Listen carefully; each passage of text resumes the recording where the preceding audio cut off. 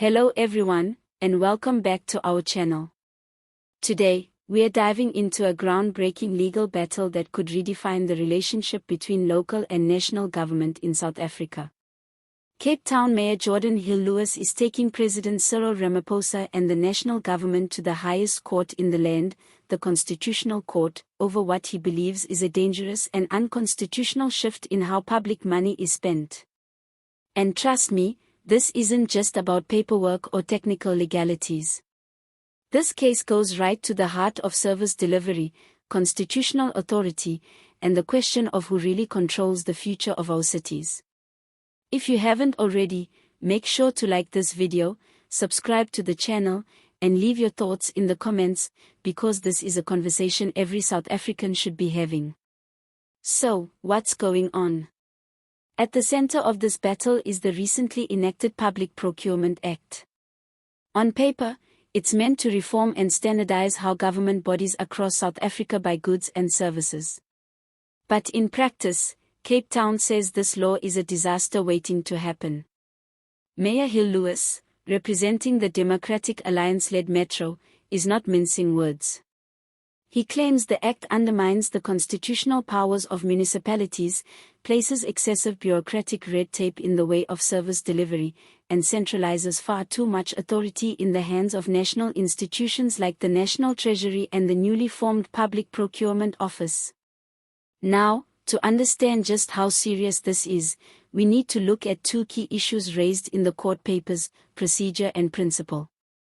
First, let's talk about procedure.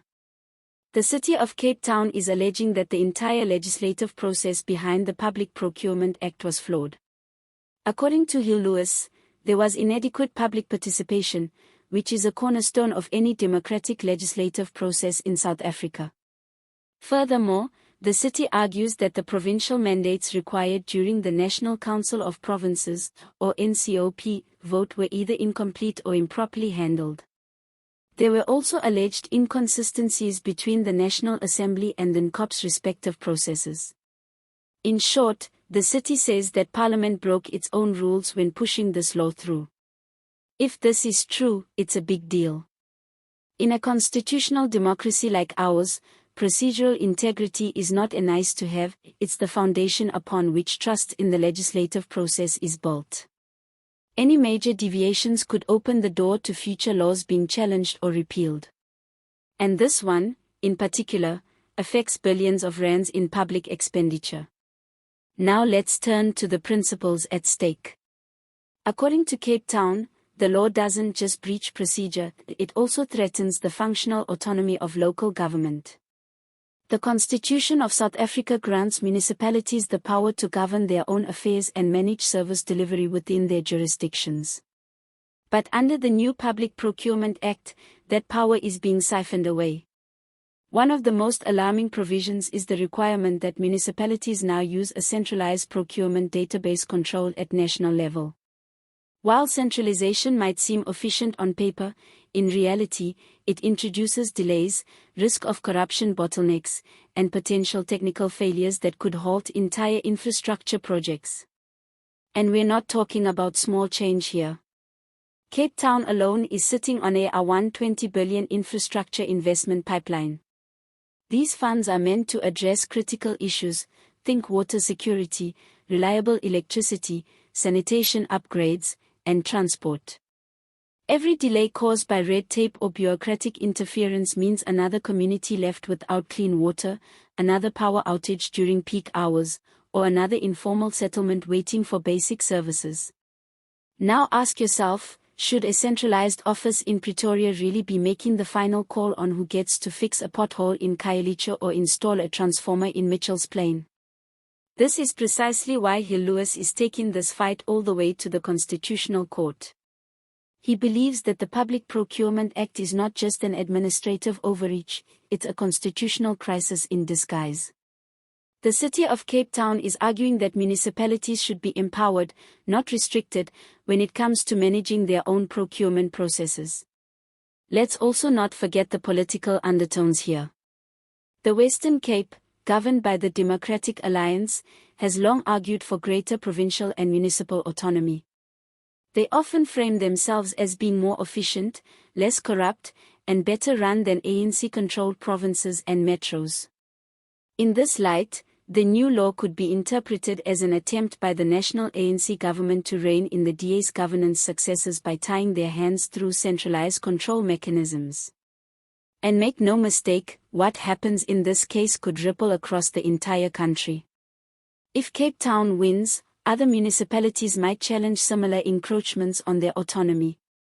If the court sides with the national government, then we could be looking at a future where centralization becomes the norm, potentially choking the life out of local innovation and responsiveness. This is about more than legal arguments and constitutional clauses. It's about how we want our democracy to function. Should local governments be empowered to deliver directly to their communities? Or should they be treated as mere administrative outposts of national power? Hill-Lewis has expressed confidence that the Constitutional Court will see the merit of the city's case. He argues that in a country struggling with service delivery backlogs, load shedding, water scarcity, and infrastructure decay, the last thing we need is more bureaucracy and red tape. So where does that leave us?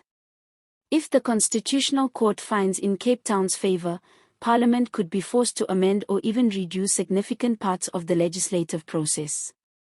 It would be a massive political setback for the Ramaphosa administration and a boost for those pushing for more localized governance. But if the court rules against Cape Town, the city will have no choice but to comply with the act, and will have to wait and see how that affects service delivery across the metro. Either way, this case is likely to become a landmark moment in South Africa's constitutional history. It's about law, yes, but also about values, priorities, and the very architecture of our democracy. Let us know in the comments what you think. Should municipalities like Cape Town have more power to manage their own procurement systems, or do you believe centralization is necessary to ensure consistency and curb corruption? Don't forget to like this video, subscribe to the channel for more in-depth political analysis, and share this with anyone who cares about the future of governance in South Africa. Thanks for watching, and as always, see you next time.